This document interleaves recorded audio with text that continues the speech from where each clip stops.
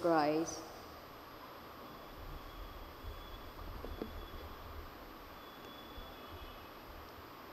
In my 2.5 years as a priest and my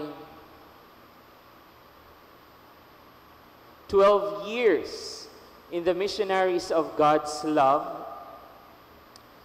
I came to understand that there are deeper and more difficult sickness than just physical sickness. Now, I do understand that some physical sickness is so difficult to handle. May mga sakit po talaga, physical na mga sakit na ang hirap pagdaanan. So hindi ko sinasabi na hindi yun mahalaga. Pero napagtanto ko lang po, I came to realize that there are deeper sickness na ang hirap-hirap pagalingin. Why? Because we are not aware that we are sick of that kind of sickness. Mahirap siyang, it's difficult to heal that sickness because we don't know that we are sick of that kind of sickness. Mahirap siyang pagalingin dahil hindi natin alam na may ganun tayong sakit. Naghahawakan na po ng kamay ang mga seminarista namin sa taas, sa choir loft.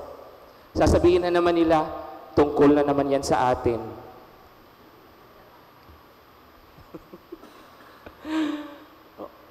It's not just really about them.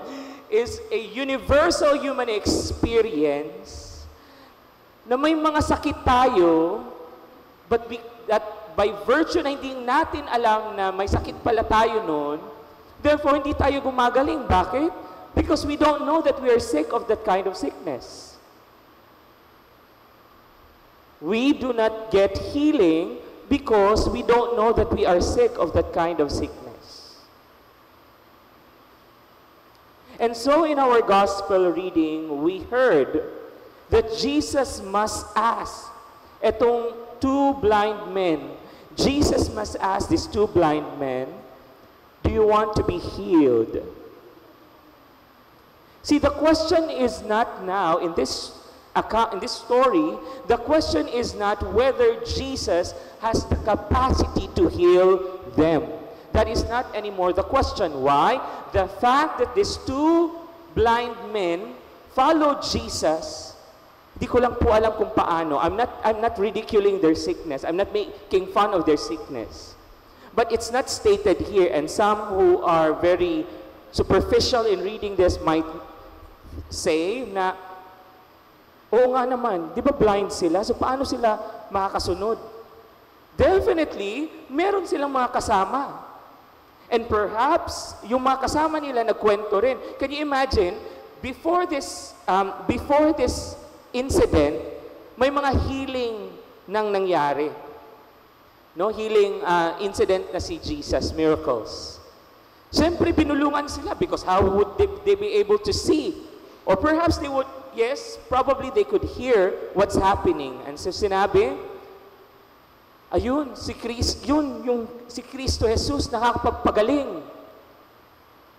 And so they followed Jesus. At ano ang sinabi ni Kristo sa kanila? Do you want to be healed? Some of us, if we really think deeply about this text, we might be able to say, si Kristo na ngayon ang naging bulag. Hindi pa obvious na kailangan nila ng pagpapagaling. But you see, here's the thing, my brothers and sisters, na sinabi kong, ang hirap pagalingin. Because if we do not want to be healed in this area, God cannot do anything. There are deeper parts of our personality and our selves that we know we are sick of it, but we do not admit, we do not claim that we need healing in that area. And so hindi tayo gumagaling because we do not say to Jesus, I need healing in this area. Or perhaps we are just saying, kailangan ko na gumaling sa area na to, Lord, pero sandali lang. I will hold on to this. Some of us are so attached to our sickness that we are not ready to let it go, because the moment we let it go, we lose our identity. Yung pagkakilala natin sa ating sarili, mawawala dahil masyado tayong attached sa sakit na ito. And I see this in my work as formator. Di ko talaga pinalampas, no? May tungkol pa rin sa kanila. No? We wrestle with the kind of sickness na nasa loob nila na hindi nila mabitawan. And sometimes you can see as formator, naku, may sakit siya sa ganito. Pero hindi niya alam. And the principle of formation is, you do not directly tell the person, you have sickness in this. They must discover that themselves. So sundutin mo konti, pero maghihintay ka talaga na malaman at madiscover nila na may sakit pala sila sa ganitong area. And only then, when they discover that, the healing could actually really take place. Why? Because they discover it within themselves na hindi pala talaga nila kaya and they need the help of God. It is only then when Jesus would ask them, do you want to be healed in that area? Only then when they surrender and admit, Lord, I'm in a mess. I think I am sick in this area. I need your help. It is only when we admit that we are sick in that area that God can truly bring healing to us. Don't get me wrong. Sometimes I do not understand. Well, most of the time I do not understand why some people will get healed and some people won't.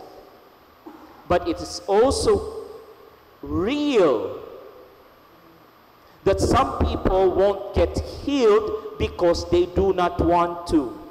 They do not admit that they are sick in that area. And so, as we enter into this deep preparation and contemplation for Advent, let us be encouraged, my brothers and sisters. Healing is available to us from Jesus. The question is not whether He has the power. The question is, do we admit that we are sick in this area? And do we admit that Jesus is our only healer? Later, so now we will enter into this moment of healing.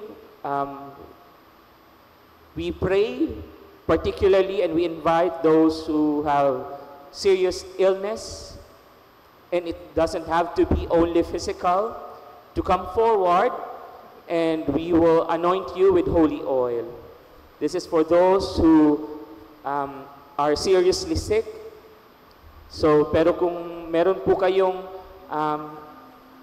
Father, so how is this distinguished from normal praying ministry and healing ministry within this Mass? Sa mga may seryoso po talagang sakit, you come forward, not in proxy.